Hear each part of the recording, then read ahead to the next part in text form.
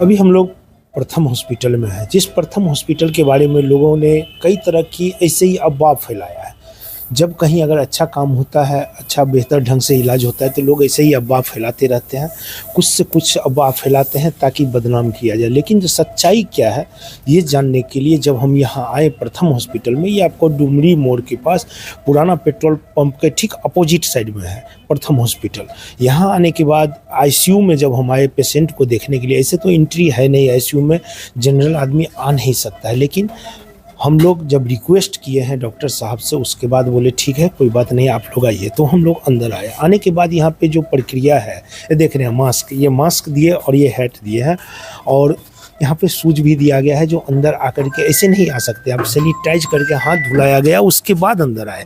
यहाँ प्रोटोकॉल के साथ ही इलाज होता है। जब यहाँ आए तो कुछ पेशेंट हमें मिला जिनसे हम बात करेंगे और जानकारी लेंगे क्या परिस्थिति यहाँ की पेशेंट का है और क्या दुर्घटना में आए थे। क्या नाम है सर आपका? संजीव कुमार झा। कहाँ घर हुआ आपका? हिरनी कुशल स्थान। अच्छा, क्या आपका क्या शिकायत, क्या दिक्कत था आपको? हमको कोई दिक्कत, यहाँ पे आए थे एक्सीडेंट में आए थे, हमको कोई दिक्कत नहीं है। पुर शरीफ आए थे। एक्सीडेंट हुआ था आपका? जी। तो आप जब यहाँ आए तो क्या यहाँ के इलाज से कैसा लग रहा है? बहुत संतुष्ट है यहाँ के इलाज से। इलाज से ठीक है।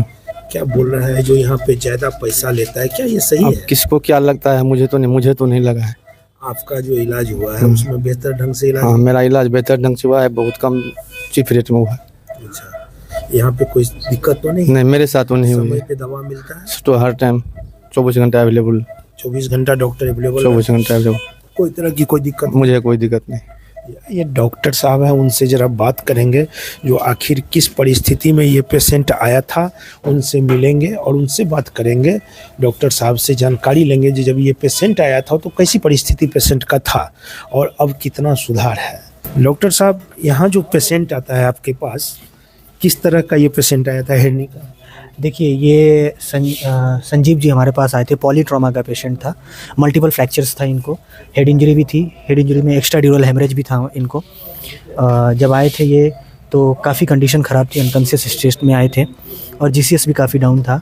और आफ्टर एक्सरे और सिटी स्कैन में ये पता चला कि इनके दिमाग में भी खून जमा हुआ है और फेशियल इंजरी भी काफ़ी है। साथ में इनका फीमर भी फ्रैक्चर था, टिबिया भी फ्रैक्चर था, ठीक है ना, और ये क्लेविकल भी टूटा हुआ था। तो कुल मिलाकर के पॉली ट्रॉमा था, साथ में मल्टीपल फ्रैक्चर्स था और हेड इंजरी भी थी। ऐसे पेशेंट को बहुत सारे हॉस्पिटल्स नहीं एक्सेप्ट करते हैं क्योंकि इसमें बहुत पुअर प्रोग्नोसिस होता है और चीज़ें कभी भी ख़तरे में, मतलब अनकंट्रोल हो सकता है।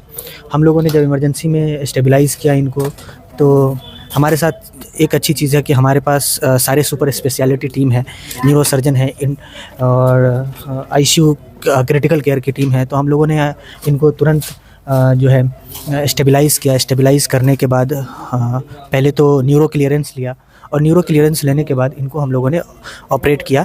और ऑपरेट करने के बाद आज हम लोगों ने 2 बार 3 बार ड्रेसिंग भी हुआ है। तो आज जब हम लोगों ने फिर से इनका ड्रेसिंग किया है तो काफ़ी वुंड हेल्दी है और जो ब्रेन में इंजरी था वो भी काफ़ी सबसाइड हो गया ऑलमोस्ट। अब हम लोग कल इनको डिस्चार्ज भी करेंगे, तो काफ़ी अच्छा इंप्रूव हुआ है इनमें। सर, डॉक्टर साहब एक चीज़ बताइए मुझे, ऐसा जब आप आईसीयू में हैं, कभी ऐसा कोई पेशेंट आया हो जो चैलेंजिंग पेशेंट हो? मैक्सिमम पेशेंट जब हमारे पास आता है, चूँकि हम लोग यहाँ आईसीयू और बेस्ट आईसीयू ट्रीटमेंट को लेकर के काम कर रहे हैं, तो मैक्सिमम पेशेंट हमारे लिए चैलेंजिंग होता है। और ये हमारी मेहनत और जो हमारी टीम है उसकी मेहनत ऐसी होती है जो पेशेंट चल के जाता है। आज भी हमारे पास पेशेंट आया था, स्ट्रैंगुलेशन का कुछ केस था, 1 महीना पहले वो पेशेंट हैंगिंग था, फांसी लगा लिया था, और आज हमारे पास जब चलते हुए आया तो ये अंदर से एक सुख मिलता है, अच्छा लगता है कि जिस पेशेंट को हम लोगों ने मेहनत किया उस पेशेंट की जान बची। तो अच्छा फील होता है जब पेशेंट यहाँ से रिकवर होकर के जाता है।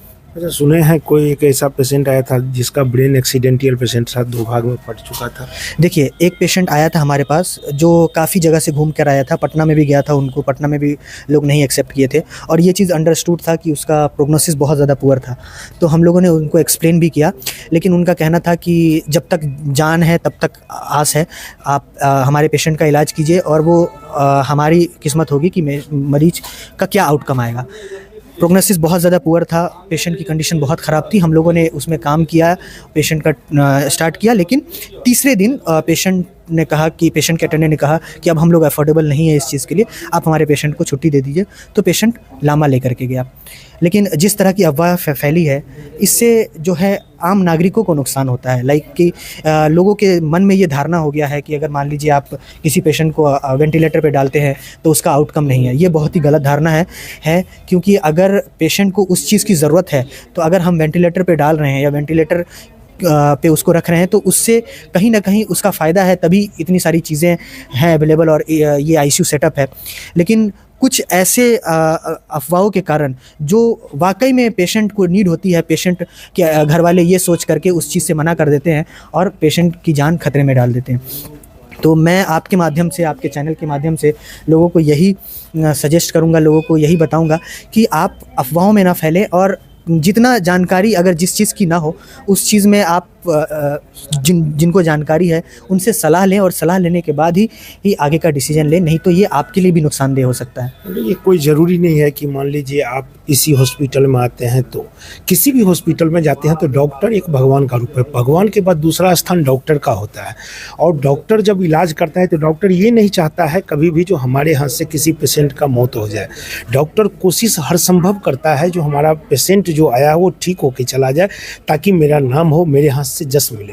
अब आप किसी के बहकावे में अगर आ जाते हैं तो ये गलत है। अगर आप जब एडमिट करवाते हैं तो डॉक्टर से पहले सलाह ले लें, उसके बाद एडमिट करें और एडमिट कराने के बाद डॉक्टर के मन मुताबिक इलाज करने दें।